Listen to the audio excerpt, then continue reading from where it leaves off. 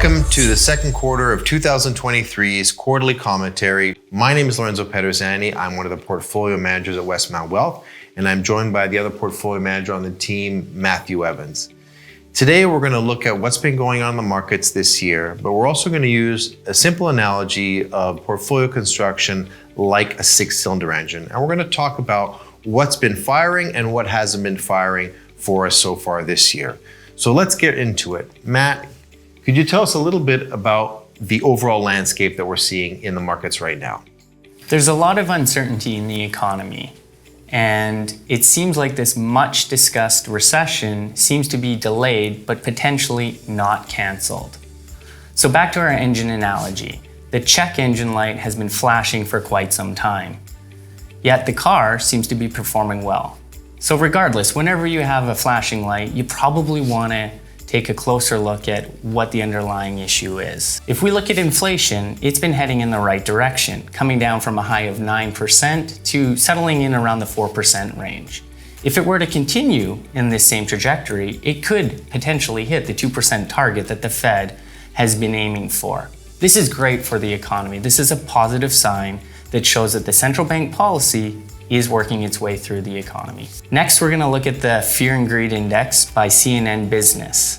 This is a good measure of stock market sentiment. At the end of last quarter, it was reading extreme greed. Now, this is a far swing from where it read 1 year ago with a fear reading. So when we look at sentiment, it's typically a contrarian indicator. That means when people are fearful, you should be greedy, and vice versa. With the current extreme greed reading, we may need to be a little more cautious moving forward. Finally, one of the more reliable leading indicators on the economy is the PMI index, the Purchasing Managers Index. This is a monthly survey of executives gauging economic activity. Unfortunately, the PMI has been trending down over the last few months, and this may indicate that we are in fact heading towards a recession. As you can see, the check engine light is leading to more questions. Let's take a more detailed look at each of the cylinders involved in our portfolios. We think of our portfolio as having 6 distinct components. Obviously, this is a little bit of an oversimplification, but for today's purpose, I think it helps to illustrate a big picture view on what's been going on. The traditional 3 that most people are familiar with are obviously cash, bonds, and stocks. And then because we're Westmount, because we do things a little bit differently, we have a number of different sub-asset classes that would be considered alternative income or different forms of private lending. We have a real asset that's predominantly real estate and infrastructure for us, and we have the private equity side of things. So let's take a look at these each one at a time.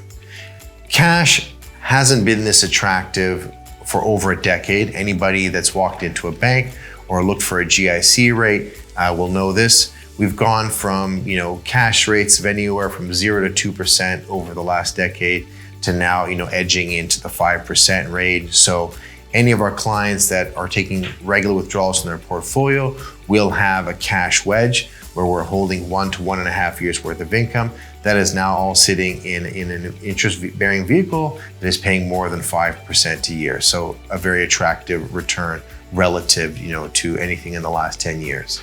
The second cylinder of the portfolio is bonds. And bonds have gone from being a tough asset class from a risk to return perspective to finally being a very attractive one. We've seen yield to maturities or yield to worst for the better part of the last decade, kind of in that 2% or less range.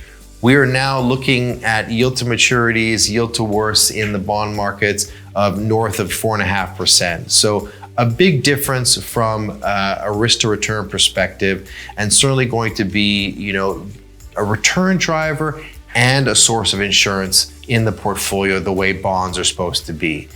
Year to date, we've seen the Canadian bond index up about 2.5%. We've seen US bonds up just over 2% and global bonds up 1%. It should be a reasonably good year for bonds this year, and obviously a very big contrast from how difficult the bond market was last year. The third cylinder in the portfolio is stocks. And we obviously saw a difficult year in the stock market last year, where the S&P 500 fell from peak to trough down 25%.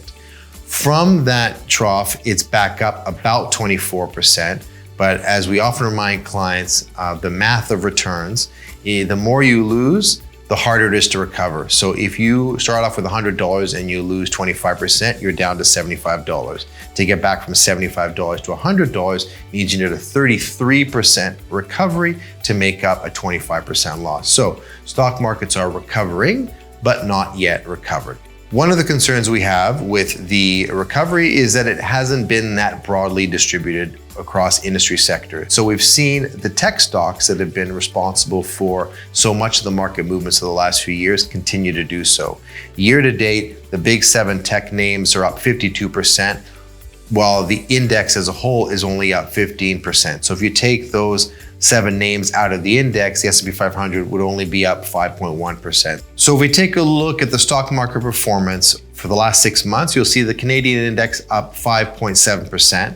We look at the S&P 500 and it's up 16.8. I know that on the last slide we talked about the S&P 500 being up 15.5%, but that was the price return. The number that we show here when we quote index returns for clients is the total return number.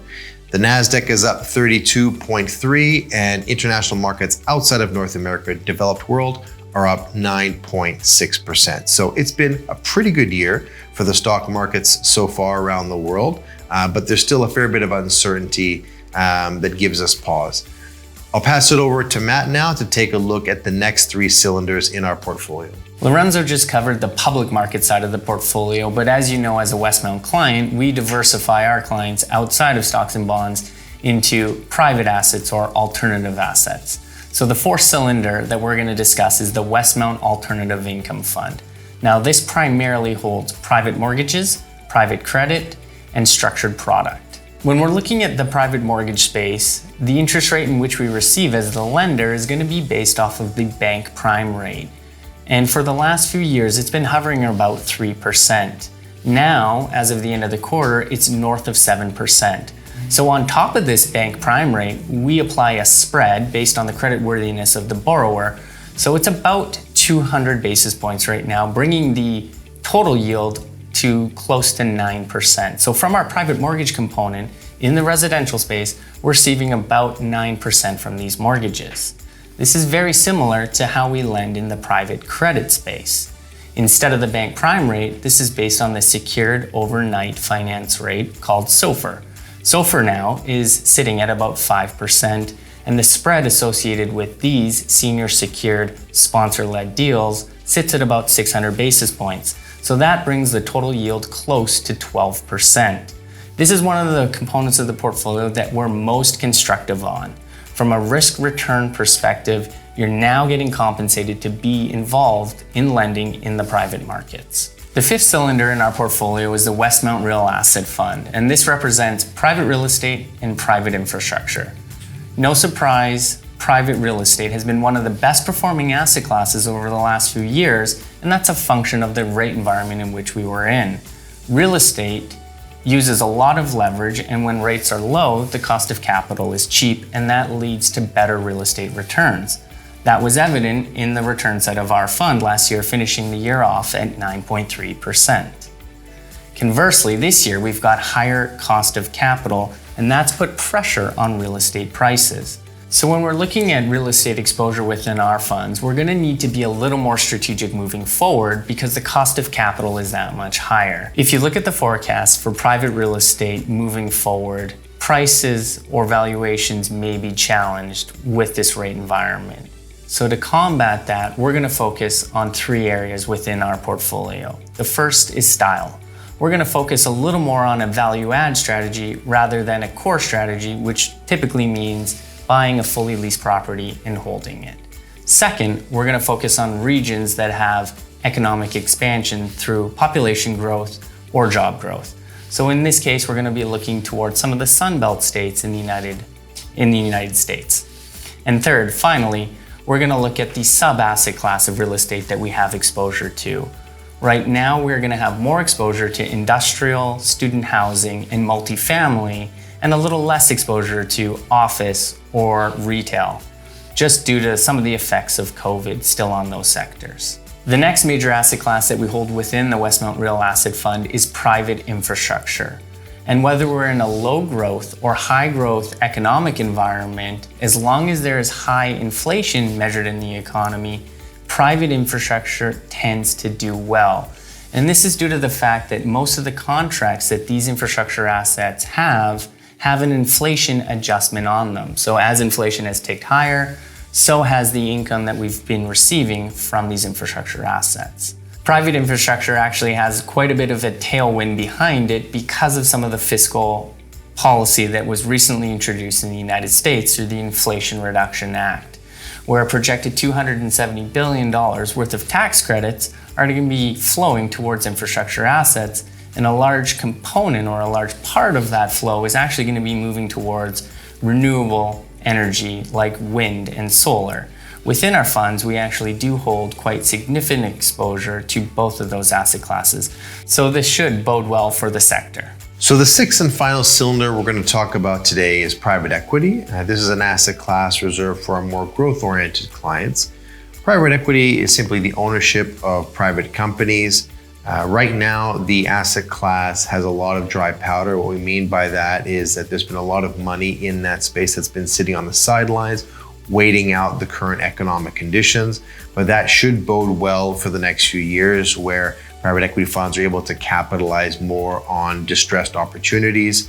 What we've seen historically is that after market downturns, private equity investments that are made in the first few years after the market downturn will tend to do quite well from an IRR perspective over their lifespan. So we do think that there is a lot of opportunity there going forward in the next few years. So that's an overview of the six-cylinder portfolio, the way we see things at Westmount. Overall, we're feeling fairly positive. So as always, if you have any questions, please reach out and we'll see you next quarter.